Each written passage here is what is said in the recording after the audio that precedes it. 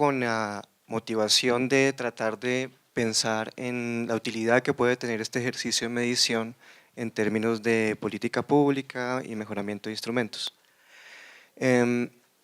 Lo primero que hay que hacer es entonces contextualizar el tipo de programa en el cual se aplicó la medición.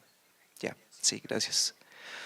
El programa de competencias transversales, habilidades socioemocionales es un programa que busca resolver un problema identificado a través, digamos, como de una percepción generalizada y cada vez más a través de alguna evidencia que se está construyendo sobre la situación, digamos, las barreras que enfrenta la población cuando se trata de una inserción laboral o la generación de ingresos en términos de su situación de competencias transversales.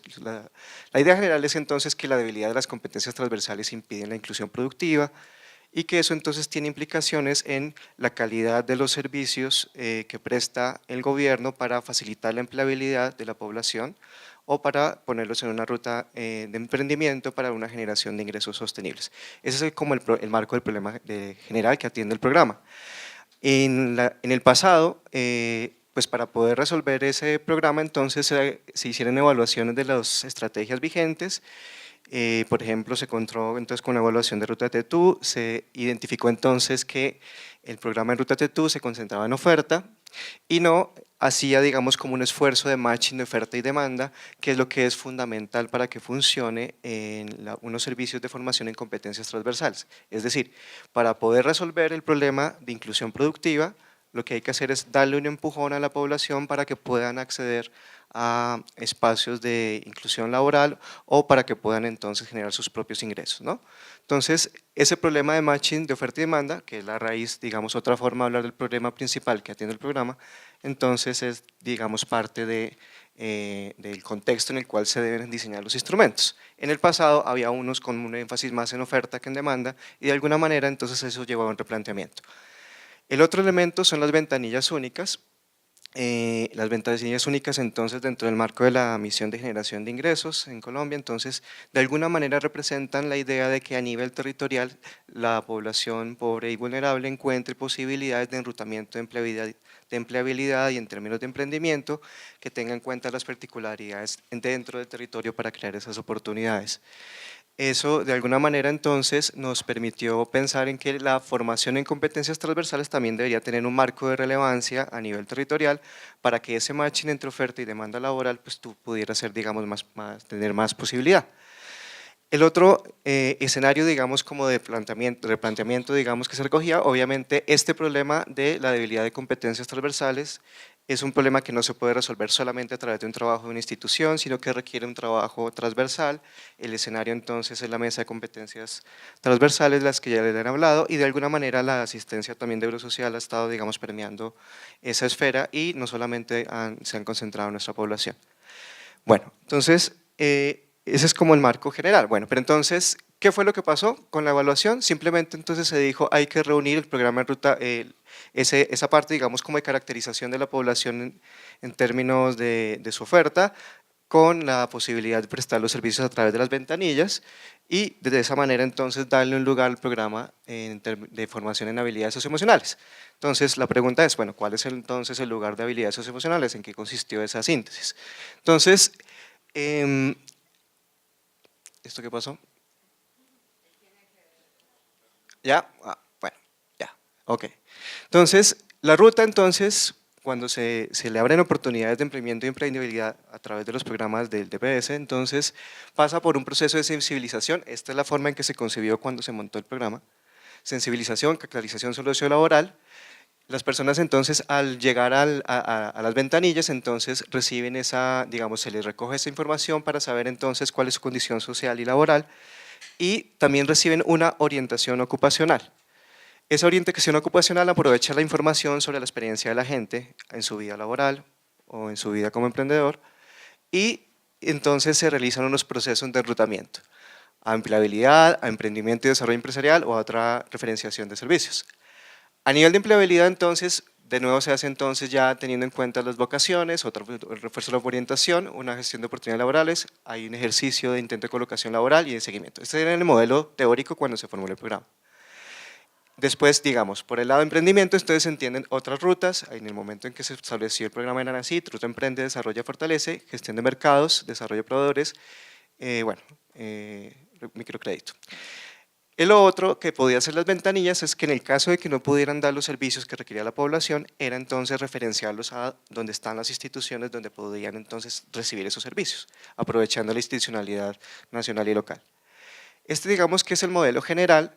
Le da un lugar a las habilidades socioemocionales, entonces, que es transversal. La idea inicial era entonces que se recibiera este proceso de formación que se hizo a través de un operador de manera simultánea con la recepción de los servicios que ofrecían la línea de empleabilidad y la de emprendimiento.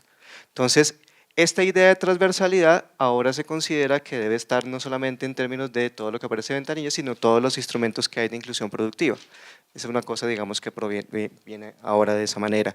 Y ha habido unos replanteamientos de esta ruta, pero pues no voy a hablar en detalle porque no tenemos mucho tiempo, y simplemente quiero transferirle la idea de por qué se llaman, digamos, no hablamos de el lugar que ocupa en la ruta lo del programa de habilidades socioemocionales. Bueno, ya con este contexto entonces puedo empezar a hablar en detalle de cómo funcionan sus habilidades socioemocionales, que también me parece que es importante que sepan.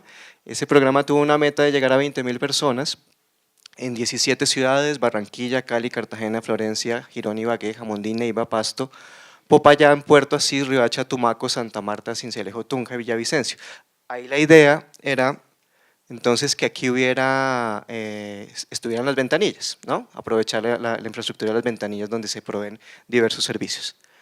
Aquí, digamos, aquí está la descripción entonces de lo que ofrecía el programa: 17 sesiones, 51 en total. En estas 17 sesiones entonces, en 36 horas, había un proceso de desarrollo de los planes de vida de los participantes. Esos planes de vida entonces se construían a través de unas herramientas pedagógicas donde se aplicaba una metodología de aprendizaje experiencial, y esa metodología de aprendizaje experiencial entonces debía traducirse en la elaboración de unos planes de vida. A través de esos planes de vida entonces se buscaba que la gente entonces llegara a una posición en la que pudiera proyectarse para buscar acceso en el mercado laboral o oportunidades de emprendimiento. Bueno, hay otras horas ahí en términos de emprendimiento, de empleabilidad. Aquí hay una cosa de planeación estratégica en emprendimiento, y en empleabilidad se lanza la señal, digamos, de que se trabaja en términos digamos, de la legalidad, en términos de saber cómo se maneja una entrevista de trabajo y ese tipo de cosas. Y hay unas 6 horas de TICS. Bueno, el programa entonces también incluye una aplicación del cuestionario de Eurosocial para la medición de habilidades, y también la aplicación de un test de intención de reclutamiento, que de alguna manera a lo que estaba dirigido era a identificar cómo la gente se veía más adelante en términos de las opciones de reclutamiento que les iba a dar la ventanilla más adelante, ¿no? O por el otro lado, o que le había dado la ventanilla por el otro lado. Entonces, la idea era ahí que se identificara una posición en el futuro por parte de los participantes. Aquí están los resultados en todas esas ciudades, entonces cuáles eran como las intenciones en términos de cómo ellos se percibían a sí mismos. Algunos entonces, en 1.200 se percibían más en el mundo de la empleabilidad y en el mundo del emprendimiento 18.828. Y en términos de ciudades, digamos, hay algunas variaciones que pueden, digamos, bueno, pueden indicar de alguna manera cuáles son la forma en que ellos perciben sus oportunidades en estas ciudades.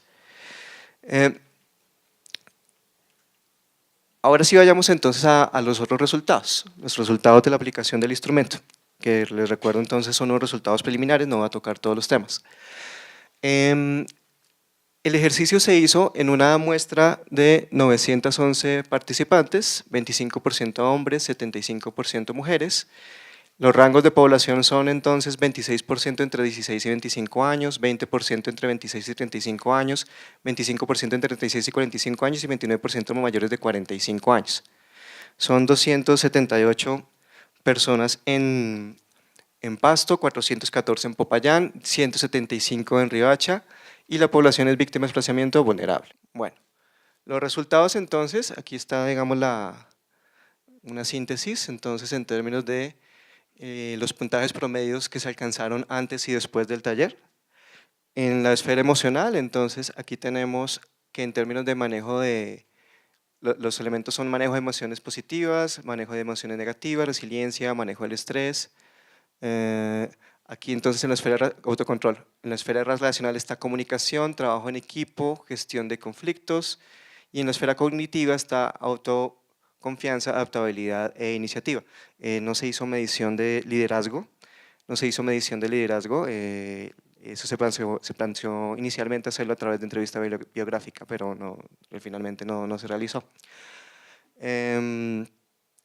Lo que llama la atención entonces es que la competencia que mejor resultado tuvo con el taller fue la autoconfianza.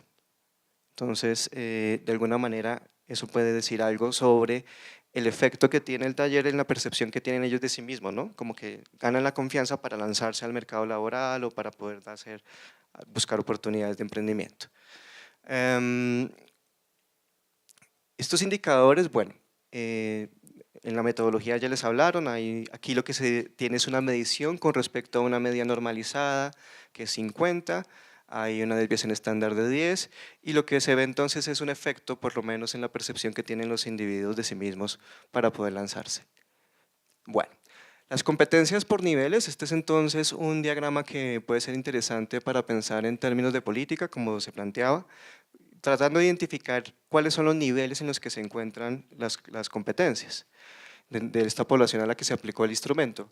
En un nivel bajo se encontraban antes del taller trabajo en equipo de adaptabilidad, en un nivel medio bajo manejo de emociones tanto positivas como negativas, resiliencia, manejo del estrés, ahí se me fue una cosa que no era, autocontrol, comunicación, gestión de conflictos, autoconfianza, iniciativa. Los puntajes promedio de las competencias para la población se encontraban concentrados en los niveles bajo y medio bajo antes del taller. Aquí estamos hablando de la concentración de los puntajes. Después del taller hubo entonces un movimiento, se subieron dos niveles, el manejo de emociones negativas, el manejo del estrés, el autocontrol, el trabajo en equipo y adaptabilidad, y entonces, digamos, uno puede ver ahí como las diferencias que hay en el movimiento a través de lo que pasó en el taller. Hay muchas formas de interpretar esto. Una es la que les acabo de decir hace un rato. Puede ser que sea un asunto más bien de la gente cómo se percibe a sí mismo y digamos hay un efecto de mejoramiento de confianza como los resultados lo dicen. No necesariamente esto quiere decir que ya con las 36 horas hay un fortalecimiento profundo de las competencias, pero lo que esto sí indica es que si hubiera una oferta oportuna para esta población poco después de cuando se realiza el taller, entonces podría haber un aprovechamiento pues mayor de lo que sucede en el taller. Entonces, si digámoslo así, si el taller se hizo en junio, pues que tenga la oportunidad de acceder a oportunidades de empleabilidad en julio o en agosto máximo o en términos de emprendimiento. Eso de alguna manera es en lo que se está trabajando precisamente, de que dentro del enrutamiento entonces los eslabones estén conectados de esa manera, dentro del EPS. Bueno, en términos del puntaje promedio de las competencias antes y después, en términos de sexo y edad, digamos aquí hay una descripción general. La población de más de 45 años es la que tenía menores promedios en sus competencias, tanto en hombres como en mujeres. Las mujeres de 36 a 45 y más de 45 son las que logran los mayores aumentos de sus puntajes con el taller. Digamos, donde hay un mayor aprovechamiento y como una mayor conexión para poder ver entonces una mejor percepción de sí mismas hacia adelante. No hay, digamos, grandes diferencias, como ustedes ven, digamos, como que si uno ve, si uno ve, digamos, los niveles no hay muchísimas diferencias, o sea, tampoco es que haya una gran desviación acá, en términos de dispersión no hay mucho, pero de todas maneras se alcanzan a notar esas diferencias. Digamos, ya cuando uno entra a analizar, aquí obviamente estos son resultados preliminares, en términos de política pública, ¿cuál deberían ser entonces las políticas que se deben concentrar? ¿En dónde se deben concentrar las políticas? En las competencias de una mayor cantidad de población, ¿cierto? ¿Cuál es la situación de una mayor cantidad de población en términos de sus competencias cuando se encuentran en un nivel bajo, ¿cierto? Si yo sé eso, puedo tomar decisiones de política sabiendo que hay una mayor cantidad de población que necesita cerrar brechas, es por aquí y por aquí, ¿no? En los niveles más bajos, Obviamente complementando ese razonamiento con una reflexión sobre cuáles son las competencias que son más maleables o menos maleables, que digamos ahí hay que tener entonces una consulta de literatura también de los expertos sobre cuáles son las diferencias de maleabilidad que hay, que esa era una pregunta que podía haberse hecho esta mañana para poder entonces tener visualizados los efectos de esto en política pública, que era un poco a lo que se dirigía mi colega del DPS cuando hacía la pregunta, en términos no tanto de la intervención directa en el fortalecimiento de competencias, sino en términos de cómo eso mejora la situación de política pública a través del mejoramiento de la percepción y del lanzamiento, digamos, hacia las oportunidades que pueda haber. Eso requiere también entonces ser complementado, como decía Paloma, con instrumentos de heteroevaluación y no solo de autoevaluación, precisamente para que no se quede, digamos, en el sueño de las percepciones, ¿no? Que es, digamos, otra de las inquietudes. ¿Cómo se incluye otra herramienta? Tiene que ser otra herramienta, precisamente, para que pueda haber entonces una complementariedad desde dos ángulos de la situación de los individuos. La pregunta es entonces, dentro de la oferta que hay digamos, en nuestras instituciones, si se encuentra entonces una oferta que pueda dar un balance de en los dos sentidos, tanto de la autoevaluación como en términos de la heteroevaluación. Y eso es, digamos, una pregunta abierta para el mapeo que se está realizando precisamente en el sistema público de empleo, también con la ayuda de Eurosocial, tratando de ver exactamente cuál es la situación de oferta en términos de lo que se le puede ofrecer a esta población con los operadores que prestan esos servicios para fortalecer competencias o cerrar brechas. Esa es otra pregunta de política pública bien importante. Después del taller entonces hay un movimiento, eso es simplemente como un efecto visual, ¿no? Supuestamente aquí entonces habría aquí un efecto visual importante. Otra cosa que quiero llamar la atención es que de alguna manera estos resultados por acá pueden mostrar entonces, coincidir con otras mediciones en términos de cuáles son las competencias que normalmente están más abajo. Como les digo, estos son, digamos, cifras preliminares y pues todo esto está sujeto de un mayor trabajo. Cosas que que me encontré en el análisis, se esperaba un mayor efecto, por ejemplo, en términos de género, de diferencia hombre-mujer. Hasta donde hemos visto no ha habido un efecto que podamos visualizar. Eso es una cosa para reflexionar, un efecto significativo. Y lo otro es la relevancia de la información a nivel de ciudades, que digamos, eso tiene que ser complementado. Riohacha tuvo unos niveles, eran tres ciudades, ¿no? Riohacha, Popayán y Pasto. Riohacha tuvo un nivel más alto en los promedios y un movimiento mayor. ¿Cómo se puede interpretar eso para poder hablar de opciones de empleabilidad y de emprendimiento? Pues tiene que complementarse esa medición con otros instrumentos. Así nomás no nos dice gran cosa. Podemos hacer análisis por edades, bueno, todo ese tipo de cosas, pero para poder pensar en ese matching de oferta y demanda, que es lo que nos interesa en inclusión productiva, pues digamos como que tenemos que pensar en otros instrumentos complementarios que tendríamos que incorporar en el análisis para poder explotar esa información. La información tiene muchísima más posibilidad de ser explotada y aquí yo solamente quería hacer una breve reflexión sobre lo que se encontró en el ejercicio. Muchas gracias.